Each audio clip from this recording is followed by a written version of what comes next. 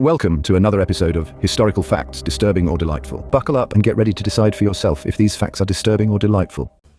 Greetings, my fellow explorers of the peculiar and the profound. Welcome back to our sanctuary of esoteric knowledge, where we delve into the annals of history to uncover the most captivating and, dare I say, peculiar facts that have shaped our world. In this episode, our journey takes us through time, from the ancient Roman Empire to the depths of Gow's Cave in Somerset, England, and finally to ancient Egypt itself. Prepare to be amazed, perhaps slightly disturbed, but undoubtedly enlightened, as we unearth three historical facts that are sure to leave you questioning everything you thought you knew before. Ancient Rome, a civilization known for its grandeur, its military prowess, and, as we're about to discover, its rather unorthodox approach to dental hygiene.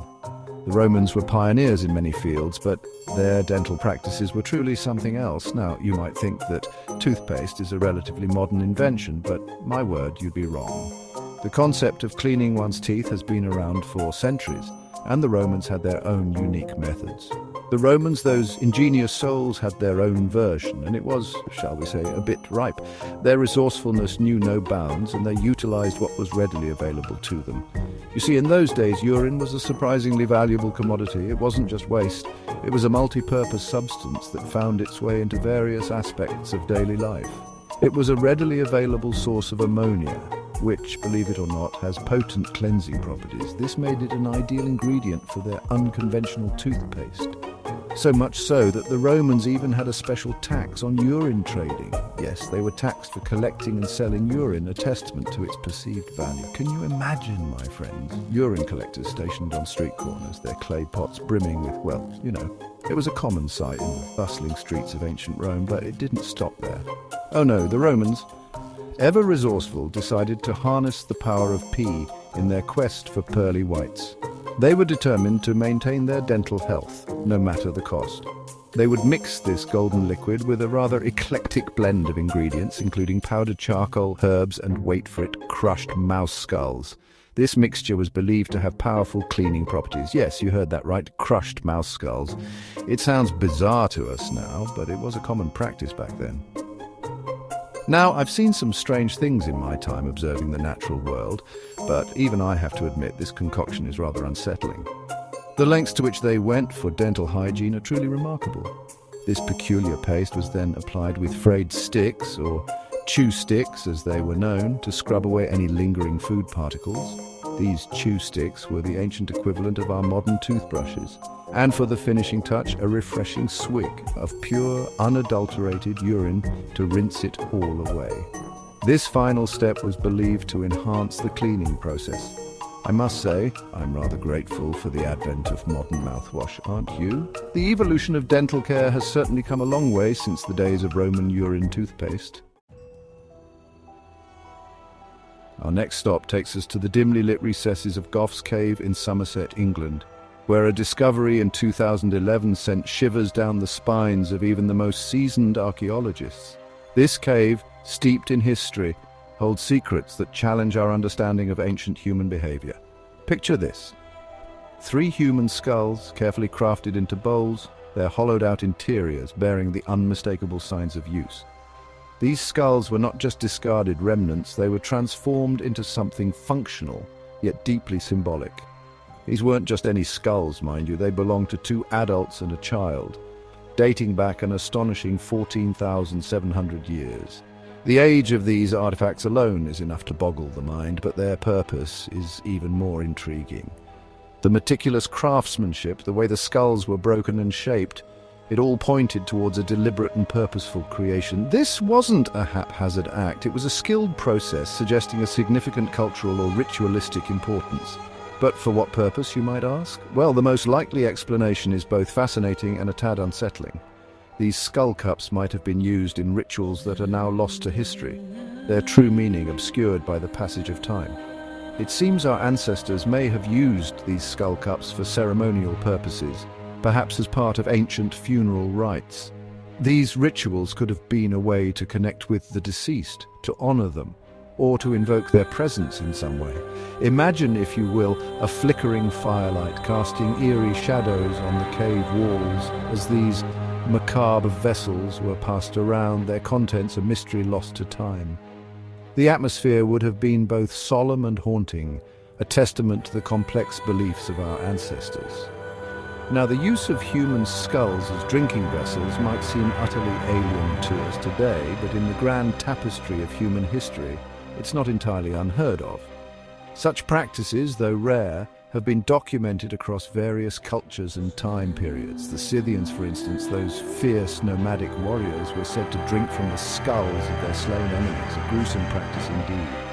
This act was likely intended to demonstrate power and dominance over their foes, and even as recently as the 19th century, skull cups were reportedly still in use in parts of Fiji and other islands. These practices, though shocking to us, were part of the cultural fabric of these societies. So were these skull cups a sign of respect for the departed, a way to honor their memory? Or were they a more practical, albeit grisly, solution to a shortage of drinking vessels? Perhaps they served both purposes, blending practicality with ritual significance. The answer, my friends, remains shrouded in the mists of time. As we continue to uncover the past, we are reminded of the rich and often perplexing tapestry of human history, where ritual and resourcefulness often intertwine in unexpected ways. Chapter 3. Cleopatra's Tangled Family Tree. Our final historical curiosity takes us to the sun-drenched sands of ancient Egypt, where we encounter one of history's most iconic figures, Cleopatra, the last active ruler of the Ptolemaic kingdom. Now, Cleopatra was known for her beauty, her intelligence, and her rather, shall we say, complicated family tree, which has fascinated historians for centuries. You see, the Ptolemaic dynasty, of which Cleopatra was the last ruler, had a rather, well, let's just say they were very fond of keeping it in the family to an extent that might surprise you. Now, when I say keeping it in the family, I'm not talking about your average family reunion or a simple gathering of relatives. We're talking full-blown, generations-long incest, a practice that was quite common among the Ptolemies to preserve their royal bloodline. Cleopatra's family tree is less of a branching oak and more of a tangled vine, with the same names popping up again and again, creating a complex web of relationships. Her great-great-grandparents, for instance, could fill a banquet hall with 16 slots on the family tree, but the reality was far more intricate.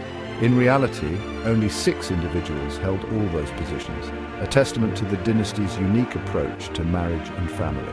That's because the Ptolemies practiced incest, with a dedication that would make even the most devoted genealogist blush, intertwining their lineage in ways that are hard to fathom today. We're talking brother-sister marriages, uncle-niece marriages, you name it. These unions were not just occasional, but a regular occurrence. Cleopatra's own parents were half-siblings sharing the same father, a common practice to maintain the purity of their royal bloodline.